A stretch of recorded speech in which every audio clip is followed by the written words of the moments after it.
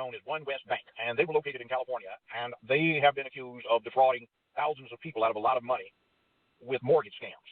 Now, the CEO of One West was an individual named Stephen Munchin. There were more than 5,000 listed violations against him that should have been prosecuted by the California State Attorney General's office. Mrs. Kamala Harris occupied that position during the time and pendency of these violations. Did she prosecute? Well, it developed that Steve Munchin donated more than $10,000 to her, or raised that much, when she was campaigning for State Attorney General and also for the U.S. Senate campaigns. Now, this is more than $10,000 he raised for Kamala Harris, who was in a position of responsibility and should have prosecuted him for more than 5,000 violations, which were on the books in 2013. So did she prosecute him? Not only did she not prosecute him, she blocked local district attorney's offices from prosecuting him. And she blocked more than 5,000 potential prosecutions. This is a person that raised more than $10,000 for her Senate and State Attorney General campaigns. All right? A major investor of One West was George Soros. George Soros funneled more than $16 million to Harris-allied organizations. That was through one of Harris's former aides, Lenore Anderson. Now, George Soros maxed out his allowable Senate contributions to Kamala Harris, and he's now sponsoring and backing her for a run for president of the United States. Now, when you get into analyzing it, it looks like outright corruption, and this is a person that is running for president. That is not good. When she was still in her 20s, Willie Brown, a mayor of some questioned repute of San Francisco, was a long-married man, but his acknowledged mistress was Kamala Harris. And through her alleged sexual liaison with, I'll say alleged since I'm a judge, or retired one anyway, with Willie Brown, she got her first governmental position when he got her an appointment as a commissioner of sorts. And her track record is filled with these interesting liaisons, and it's surprising, according to some people, that she hasn't basically swapped about a hashtag #MeToo situation of getting used sexually in return for promises of career advancement. But one might accuse her of being a gold digger and taking advantage of what sometimes can be done for her own advancement. In other words, she's not a hashtag #MeTooer because she was successful in getting what she wanted. She is another one of these people who, like Barack Obama, really has no black American connection. Barack Obama's mother was an American citizen, so wherever he was born, and there is a dispute about that, he was an American citizen, but his father was Kenyan. So it develops that Barack Obama had no black American ancestors. There was nobody who went through segregation, nobody who went through Jim Crow, nobody who went through Reconstruction, nobody who went through a period of slavery in his family.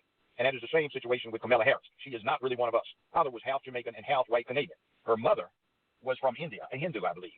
That's why they say half East Asian and half black. Well, not quite half black. So she was born in San Francisco at a time period when Frisco was really deep into its protest thing, free love, anti-war, and all sorts of other things. But she grew up in Canada and did not return to the United States, specifically to the Bay Area, until she was in college. And she did not grow up in the United States, and she has no black American ancestors who went through segregation, Jim Crow, Reconstruction, and slavery.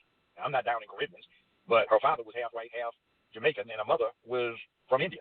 That's not one hell of a big connection with us. We call that a person of color. And it looks like some people are so hot on getting a woman for president that they will do anything they can to push somebody. They did not succeed with Hillary Clinton because a lot of black people just frankly weren't going to vote for Hillary Clinton. But they're trying to push her, and they have started very, very early trying to make her look like she is the anointed and the chosen one. Her record is not good. She has had ample opportunities, approaching 50 years of age, to have done a lot for black people.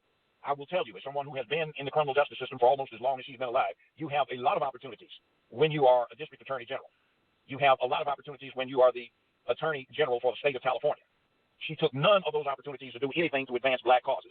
And as a matter of fact, took more time prancing around in police raid jackets and bragging about how tough she was on crime, meaning how many blacks she had locked up. She lamented that some of the illegal alien mothers have been separated from their children. We're talking maybe 1,200 people here.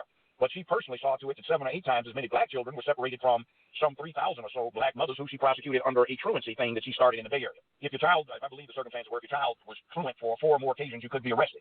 And there was one case involving a woman where she had actually dropped her son off at school, watched him walk into the school, and then the knucklehead looked out the window and saw her drive off, and then he ditched.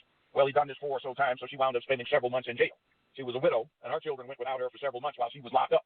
But see, that's okay when it's us. But then we have a campaign going on, so now she's supposed to be our friend. She was not our friend when she was an assistant DA in terms of the offers she had, and has got, in light of today's view on legalizing marijuana, she was notorious for how difficult she was with black defendants in simple possession. With white ones, she gave them a whole lot of slack, but not black ones.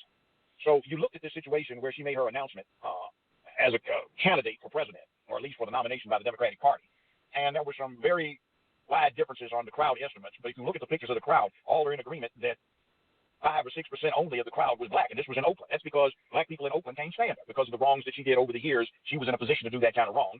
And she did not do anything to help. She came up with not one alternative program, not one rehabilitative program, not one program did she lend her considerable weight as district attorney general or state attorney general to when it came to doing something about turning black kids away from crime and giving them alternatives. She did none of that.